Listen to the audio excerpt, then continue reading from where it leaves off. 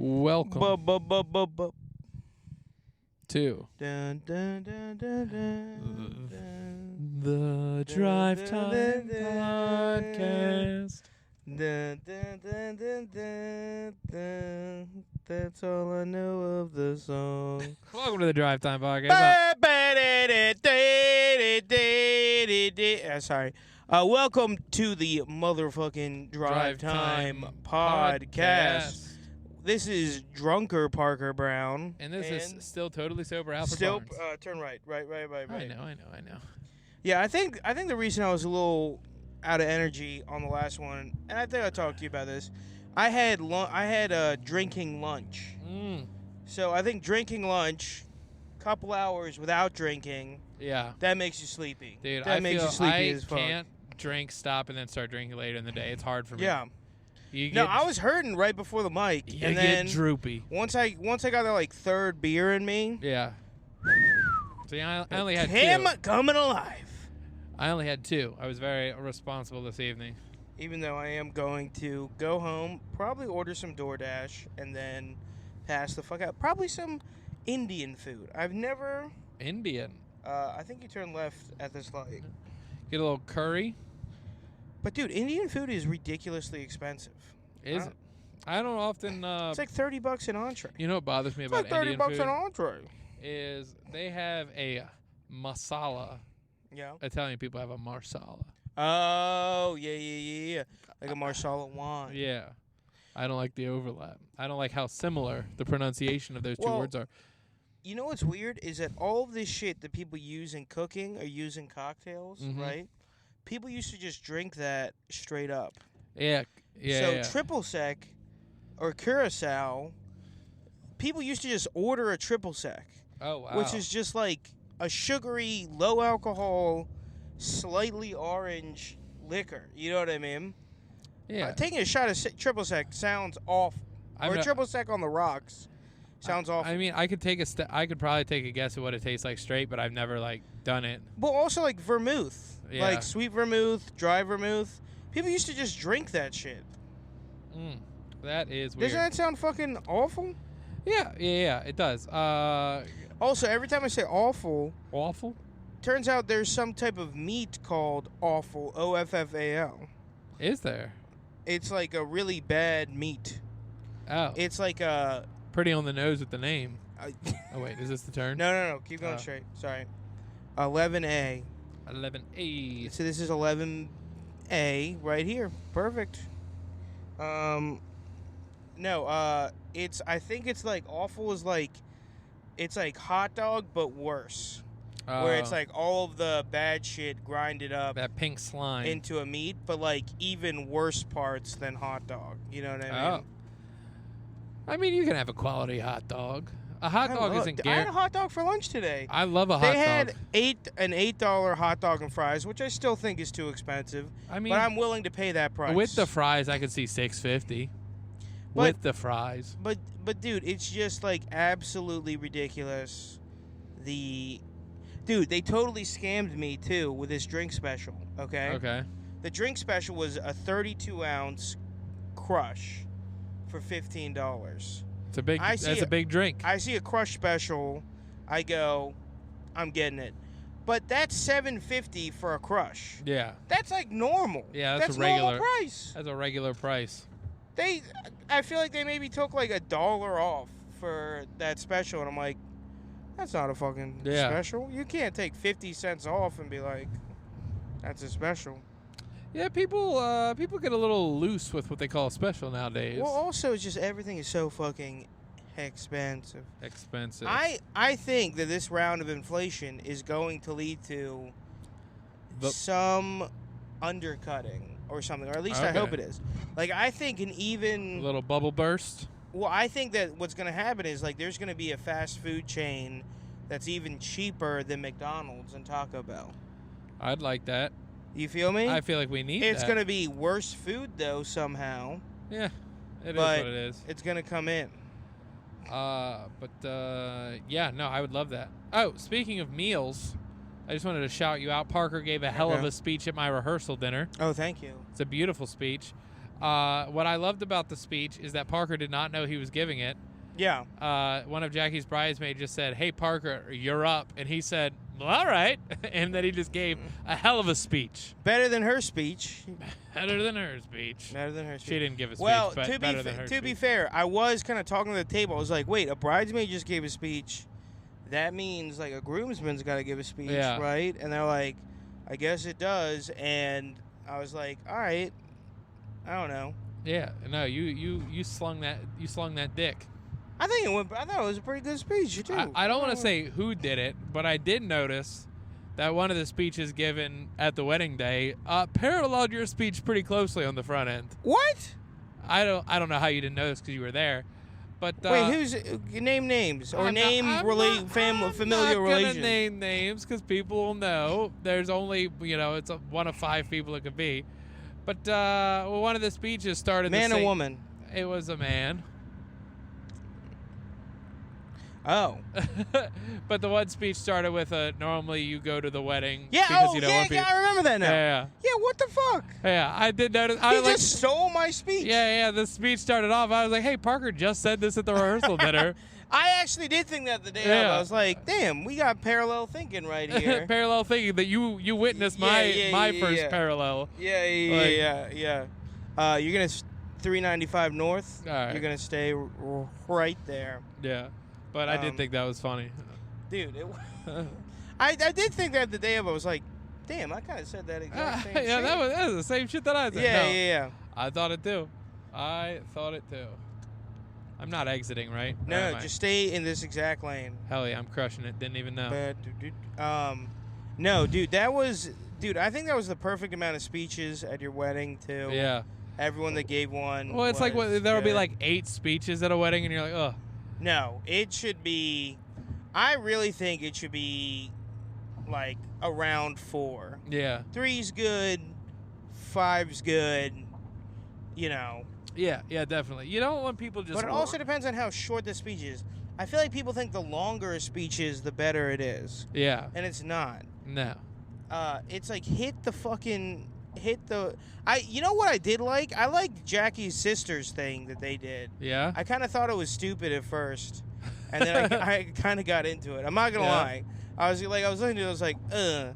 And then, but they kind of executed it well. You know what I mean? Yeah. And I thought that was cool. Yeah. They did singing at the end, which threw me for a loop. Yeah. Singing is a bold choice. It's a bold choice. It went pretty well. People got on. I did not know what song they were singing. I didn't know what song they were singing I would say I was maybe the last to know what song they were singing. Oh, dude.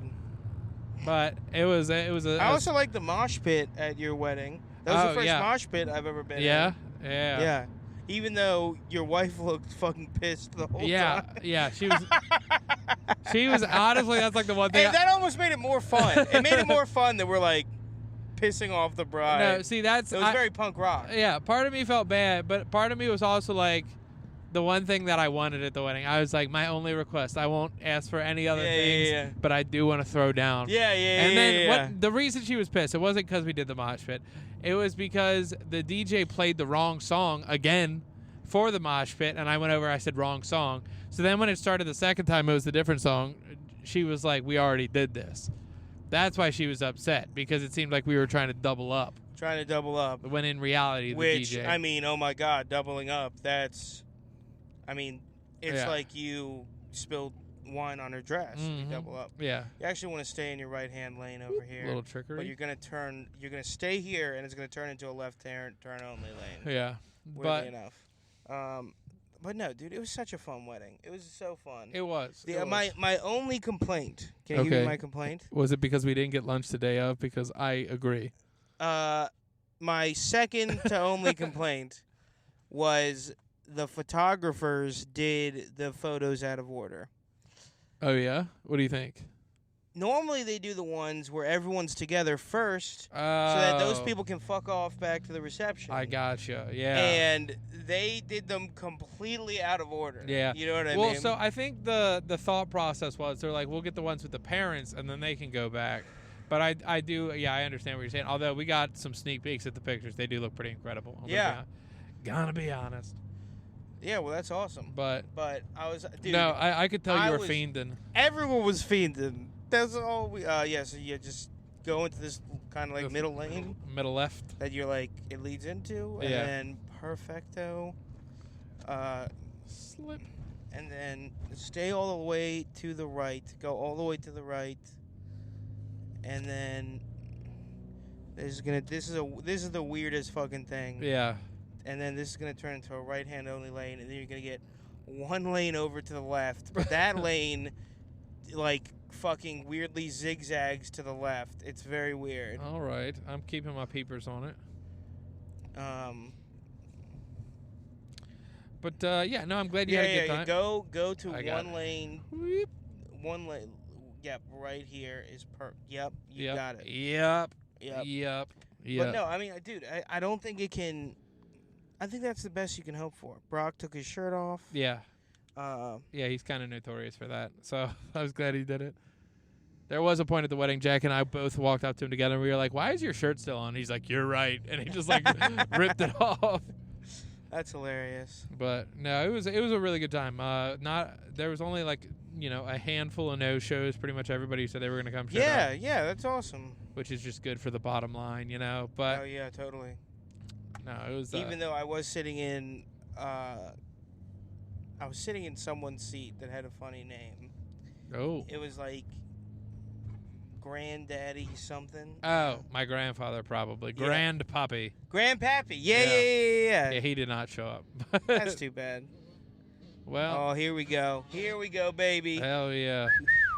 Yeah, we got some wheelies. We got some people doing some twisters. Oh, we got somebody on a quad. We got another person on a dirt bike. Person on the dirt bike doesn't have their headlight on, which feels like an unnecessary risk. Hey. Yeah.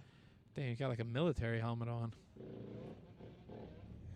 Dude, how do you join one of these gangs? We got to try and join one of these gangs. Step 1, get a dirt bike. Okay. But how fast can a dirt bike go? They can rip pretty fast. Really? Yeah.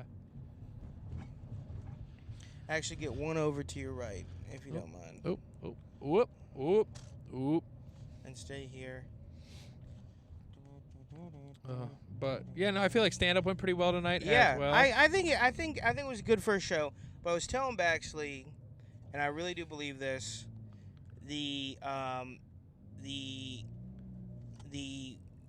want to go stay on your left. Oh yeah, I know. And then I know where I am now. You're but good. actually get in the left here.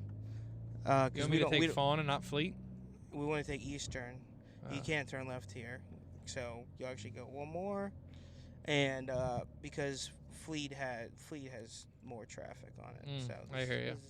There's a little bit inside baseball, but but I was telling them, and this is true about open mics, and I believe this, is that the first one almost always goes great because people are excited. It's a new bike. Yeah. You promoted it a ton. 2 and 3 suck. Almost always. And then 4 is where, like, that's what it's going to be for the next 6 months, at least. You know what I mean? But it's hard. It's hard just, like, starting from scratch. You know what I mean? No, like, I sent you that pretend flyer for, like, us to do a comedy show. Although, I think one of the people I put on that flyer is I probably wouldn't book one. I'm not going to say anything. Oh, yeah. But you know what I'm talking about. I know what you're talking about. But Parker and I are talking about doing what we're going to do, like a just comedy show. Yeah. Because there's so many shows that have these themes. They have themes. They have games. There's games, audience participation. It really seems like people that do stand-up comedy absolutely hate doing stand-up comedy. Yeah, so we are going to book, we're going to start, maybe we'll start working this out, but we're going to start booking just comedy shows where it's just stand-up comedy, and the comedians are going to show up and tell jokes. There will be a host, guest feature, and headliner, and that's it. And well, all right, on a kind of related but unrelated note. Okay. Kind of against that. Oh. You know what I've been doing recently? I found an internet archive site that has every episode of Whitest Kids You Know, the sketch comedy show. We should do sketches. But, dude, this is the thing I'm thinking, okay? This is the thing I've noticed with it. So much of the sketches, are basically improv. Yeah. I don't think we could do sketches right now. Right. I think we should do improv. Okay. Just to get better for sketches, like at acting for sketches. Okay, yeah. No. I'm not saying, and again, I'm not trying to knock improv and say, oh, we'd be great at improv. I think we'd be great at the funny parts. Yeah. At the kind of like the story building is where we might struggle. That's the thing, is that there's like, that's what I noticed watching Whitest Kids You Know. First of all, it is a sketch comedy show that is like 80% hits, which is insane. Yeah. I'm watching these sketches, and I'm not even kidding you. It's like an 80% hit rate. Even I Think You Should Leave, which is like probably the best sketch show to happen in the last decade, is like a 60 to 75% hit rate. Whitest Kids You Know is like 80 fucking percent. Yeah. It's insane. But there is so much of it that isn't funny. That's what I realized. There's so much of it that is the setup, the build-up, that we can't just like fucking monotone or like non-act our ways through. You know what I mean? Yeah. And also, they do a lot of stuff. Like, the other thing I realized is a lot of their sketches don't have like a ton of props. So a lot of it is like kind of pretending that stuff is there or in front of a green screen. And like that we definitely would need like improv for.